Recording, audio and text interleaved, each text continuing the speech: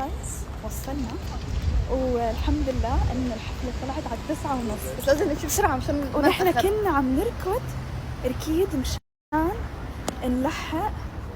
فكرناها 9 واوريدي كاتبين بالتيكت 8 فشوفوا يعني عم يخدعونا بس نحن أذكى.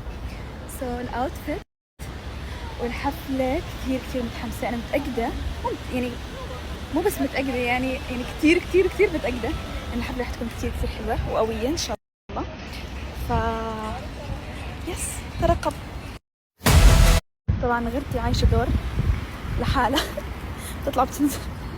اوكي طبعا غيرتي عايشة دور دخلنا ماشيين لحتى ندخل على حفلة صار نص ساعة أكثر من نص ساعة 40 دقيقة زيادة. يا جماعة مبكرين أول مرة. لا بعد الناصيك ما في. هو أفكر مرة